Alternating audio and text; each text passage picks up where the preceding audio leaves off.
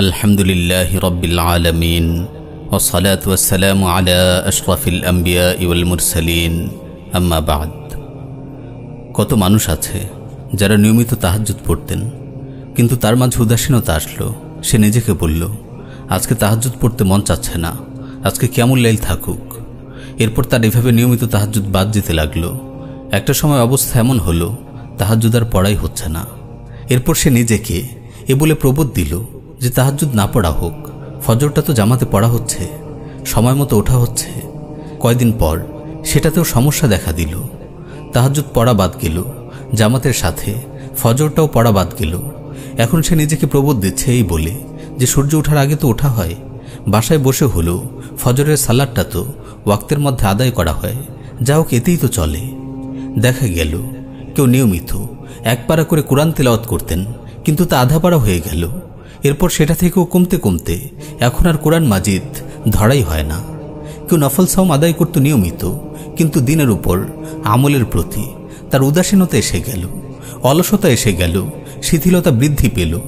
এখন আর সে নফল সাওম পালন করে না। দিনের আমলের প্রতি এমন উদাসীনতা আমাদের পতনের কারণ। নাউযুবিল্লাহি মিন যালিক। সুন্নাতে রাতে বা ঠিকমতো আদায় না করা, ফরজ পর্দার বিধান ঠিকমতো পালন না করা, এমন বহু ফরজ ও সুন্নত আমল, বহু নফল আমল আমরা অহরহ ছেড়ে দিচ্ছি। দিনের প্রতি এমন উদাসীনতা আসার কারণ কি? প্রিয় ভাই আমার, আমাদের এরকম উদাসীনতার পেছনে কারণ হচ্ছে নফসের ধোঁকা ও শয়তান। আল্লাহ তাআলা ইরশাদ করছেন, ইন্নামা ইউরিদুশ শাইতানু আন ইউকিআ বাইনাকুমুল আদাওয়াতা ওয়াল বাগযাআ ফিল খামরি ওয়াল মাইসির ওয়া ইয়াসুদ্দাকুম আন যিকরিল্লাহ ওয়া আনিস সালাহ। শয়তান তো চায় মদ ও জুয়ার মাধ্যমে তোমাদের পরস্পরের মাঝে শত্রুতা ও বিদ্বেষ সঞ্চারিত করে দিতে, আল্লাহর স্মরণ ও নামাজ থেকে তোমাদেরকে বিরত রাখতে। শয়তান চায় আদম সন্তানকে সকল ধরনের ইবাদত ও আনুগত্য থেকে ফিরিয়ে রাখতে, ঈমান জাগানিয়া কাজগুলো থেকে বিরত রাখতে সে প্রাণপণ চেষ্টা করে যায়। নফস আমাদের পেছনে সবসময় লেগেই আছে আমাদের মন্দ কাজে প্রবৃত্ত করার জন্য। যেমন ইউসুফ আলাইহিস সালাতু ওয়াস সালাম বলেছেন, রাব্বুল আলামিন সেই উক্তি তুলে ধরেছেন কোরআনে, ইন্নান নাফসা লাআম্মারাতুম বিসসু ইল্লা মা রাহিমা রাব্বি। নফস তো মন্দ কাজে প্ররোচিত করতেই থাকে, আমার প্রতিপালক যার প্রতি দয়া করেন সে ছাড়া। দিনের উপর আমল করার প্রতি উদাসীনতার আরেকটি কারণ হলো দিনে সাহচর্য থেকে দূরে থাকা। আবু সাঈদ খুদরি রাদিয়াল্লাহু তাআলা আনহু বর্ণনা করেন, রাসূল সাল্লাল্লাহু আলাইহি ওয়াসাল্লাম ইরশাদ করেন, লা তুসাহিব ইল্লা মুমিনা ওয়া লা ইয়াকুল তাআমাকা ইল্লা তাকিয়্যুন। মুমিন ব্যতীত কারোর সাথে মিশবে না, তোমার খাবার কেবল যেন একজন মুত্তাকী ভক্ষণ করে। তোমার বন্ধু বানাবে কেবল দিনের উপর অটল থাকা ব্যক্তিদের ও নেক ব্যক্তিদের। কাফিরদের সাথে ও মুনাফিকদের সাথে তো মিশবেই না, বরং বদকার মুসলিমদের সাথেও না, কারণ বদকাররা তোমাকে নাফরমানের দিকে ঠেলে দেবে, আর নেককার লোকেরা তোমাকে আল্লাহর দিকে আরও এগিয়ে দেবে, তোমাকে তোমার কাঙ্ক্ষিত গন্তব্যের দিকে আরও অগ্রসর করে দেবে।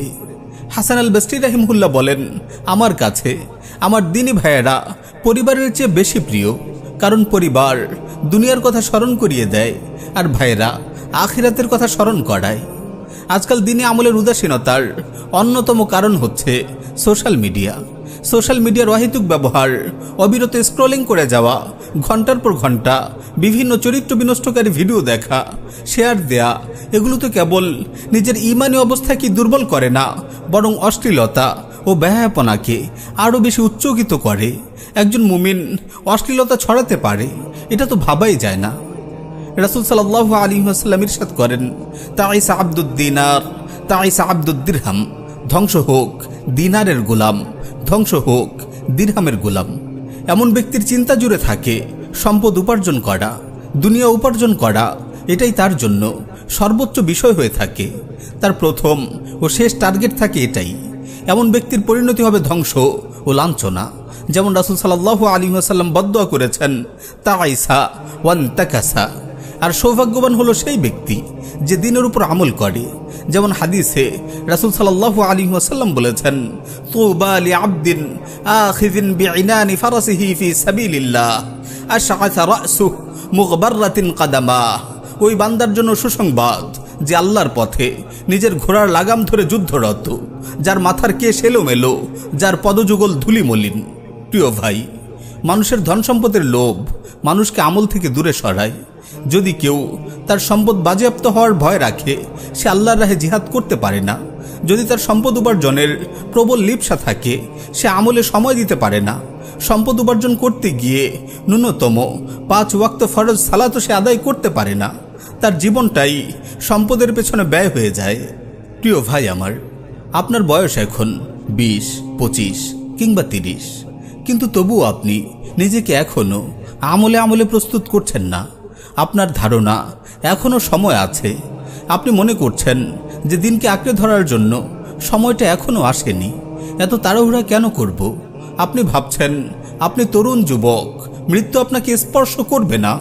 কিন্তু না, এ চিন্তা একেবারেই ভুল, তা আপনি নিজেও জানেন। তাই আপনাকে বলবো, আসুন, মৃত্যু খুবই নিকটে, আমি তা জানি। এবার আমার এই জানাটা আমার অন্তরে প্রসারিত করি। অন্তর হয়তো মানতে চাইবে না, তবে আমি কিছুক্ষণের জন্য চোখ বন্ধ করি, মনে মনে নিজেকে কবরে কল্পনা করি। এভাবে নিজেকে মানসিকভাবে আমলের জন্য প্রস্তুত করি। রাসূল সাল্লাল্লাহু আলাইহি ওয়াসাল্লাম ইরশাদ করেন, আকসিরু যিকরা হাযিমিল লাযযাত ইয়ানি আল মাউত। তোমরা বেশি বেশি দুনিয়ার উপভোগকে মলিনকারী মৃত্যুর কথা স্মরণ করো। জেনে রাখুন, মৃত্যুই বাস্তবতা। দুনিয়া মৃত্যুর আগের আমলের জায়গা, আবার কারো জন্য ধোকায় প্রবৃত্ত থাকার জায়গা। তাই বাস্তবতাকে প্রাধান্য দেয় কর্তব্য। দুনিয়ার জীবনে আমাদের ভীষণ মিশন হচ্ছে দিনের উপর আমল করা। যেমনি কুরআনুল কারীমে এসেছে, ওয়ামা উমিরু ইল্লা লিয়াবুদুল্লাহা মুখলিসিনা লাহুদ্দিন হুনাফা ওয়া ইউকিমুস সালাতা ওয়া ইউতুজ যাকাতা ওয়া যালিকা দীনুল কাইয়্যিমাহ। তাদেরকে এই ছাড়া অন্য কোনো হুকুমই দেওয়া হয়নি যে তারা আল্লাহর ইবাদত করবে খাঁটি মনে, একনিষ্ঠভাবে, তার আনুগত্যের মাধ্যমে। আর তারা নামাজ প্রতিষ্ঠা করবে আর যাকাত দেবে, আর এটাই সঠিক সুদৃঢ় দিন। মুআজ বিন জাবাল রাদিয়াল্লাহু তাআলা আনহু বলেন, রাসূল সাল্লাল্লাহু আলাইহি ওয়াসাল্লাম তার হাত ধরে বললেন, ইয়া মুআজ, ওয়াল্লাহি ইন্নী লা উহিব্বুক, ওয়াল্লাহি ইন্নী লা উহিব্বুক। হে মুআজ, আল্লাহর কসম, নিশ্চয়ই আমি তোমাকে ভালোবাসি। আল্লাহর কসম, নিশ্চয়ই আমি তোমাকে ভালোবাসি। এরপর বললেন, হে মুআজ, আমি তোমাকে ওসিয়ত করছি, এই নির্দেশ করছি যে প্রত্যেক সালাতের পরে তুমি সব সময় এই দোয়া পড়বে, কখনো এই দোয়া ছাড়বে না। দোয়াটি হলো, আল্লাহুম্মা আইন্নি আলা যিকরিক ওয়া শুকরিক ওয়া হুসনি ইবাদাতিক।